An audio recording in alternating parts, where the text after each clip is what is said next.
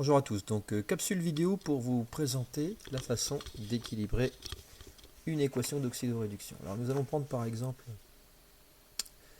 la réaction chimique que nous avons étudiée en cours sur l'étude de la cinétique, à savoir que nous avons utilisé une solution d'iodure de potassium à laquelle nous avons ajouté du H2O2, c'est-à-dire du peroxyde d'hydrogène. Il y avait également un ajout d'acide sulfurique. On verra tout à l'heure sous quelle forme l'acide sulfurique apparaît dans l'écriture de l'équation de la réaction chimique. Et donc, au fur et à mesure que la réaction se fait, la quantité de d'iode augmentant, la solution devient de plus en plus colorée, de plus en plus jaune. Alors, pour pouvoir écrire l'équation de la réaction chimique entre le peroxyde d'hydrogène H2O2 et l'iodure de potassium, il faut d'abord écrire les couples oxydoréducteurs. Donc, ils vous seront toujours donnés. Nous avons le couple I2, I-, I2 est l'oxydant, I- le réducteur. L'oxydant sera toujours à gauche de ce couple, le réducteur toujours à droite. Le petit AQ signifie que, évidemment, ces espèces chimiques sont en solution. Il y a évidemment un deuxième couple qui met en jeu le peroxyde d'hydrogène H2O2. C'est un autre couple oxydoréducteur. Nous pouvons déjà donc voir que H2O2 sera l'oxydant. Il réagira forcément avec un réducteur, qui sera donc le réducteur de l'autre couple I-. Nous avons bien ici sur notre schéma H2O2, réactif de la réaction, réagissant avec I-, autre réactif de la réaction. L'ion K+ n'intervenant pas, c'est un ion que l'on qualifiera d'ion spectateur. Nous allons donc pouvoir ensuite passer à l'écriture des demi-équations électroniques,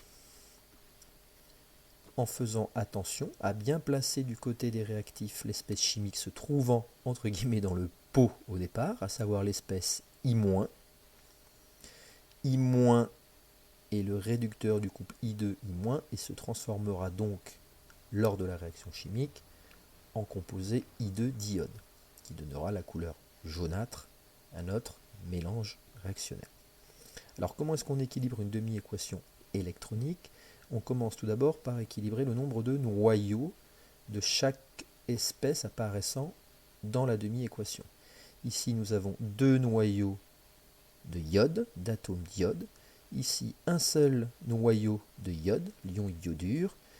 Il nous faut donc en faire apparaître deux. Le nombre de noyaux doit être identique à gauche et à droite. Le problème, c'est qu'en ayant rajouté un 2 devant, cela signifie également que nous avons deux charges moins apparaissant à gauche alors qu'il n'y en a pas à droite. Il faut pour cela équilibrer avec des électrons. Voilà pourquoi nous appelons ça une demi-équation électronique. C'est donc un transfert d'électrons se passant entre le réducteur et l'oxydant. Deux électrons, donc deux charges négatives à droite, deux charges négatives à gauche. Ma demi-équation électronique est équilibrée. Nous faisons de même avec l'autre couple, en faisant bien attention à faire apparaître du côté des réactifs l'espèce chimique se trouvant dans le mélange réactionnel au départ, H2O2, qui se transformera en H2O, c'est-à-dire en eau.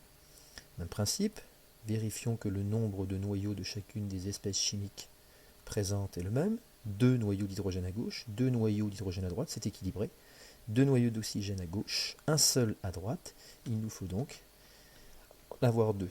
Nous allons donc mettre un 2 devant la molécule H2O. Le problème, évidemment, c'est qu'en mettant un 2, ce 2 est aussi valable pour les noyaux d'hydrogène. Nous nous retrouvons avec deux noyaux d'oxygène à droite, 2 à gauche, c'est équilibré. 2 fois 2, 4 noyaux d'hydrogène à droite, 2 à gauche, ce n'est pas équilibré. Il faut pour cela ajouter des ions H+, qui vont permettre donc de compenser le nombre de noyaux d'hydrogène à gauche et à droite. En rajoutant 2, nous avons donc 4 noyaux d'hydrogène à gauche, 4 à droite. Quand nous rajoutons l'ion hydrogène, nous rajoutons une espèce existante, à savoir l'ion hydrogène H+, mais qui a donc une charge positive. Nous venons donc de rajouter deux charges positives. Il y a deux charges positives à gauche, aucune à droite. Il va falloir équilibrer de nouveau avec des électrons. Deux électrons, donc deux charges moins ajoutées à deux charges plus.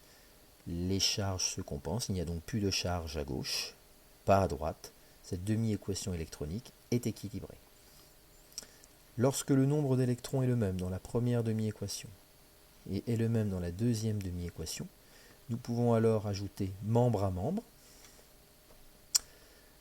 H2O2 plus 2I- plus 2H+, donne 2H2O plus I2. Dans une équation bilan de réaction chimique traduisant une équation d'oxydoréduction, ne doivent jamais apparaître des électrons. Je m'explique, si jamais nous avions eu un électron ici et 2 électrons dans la deuxième, il aurait fallu multiplier par 2 tous les membres de la première demi-équation électronique. Voilà, à vous de jouer dans le devoir maison. À bientôt.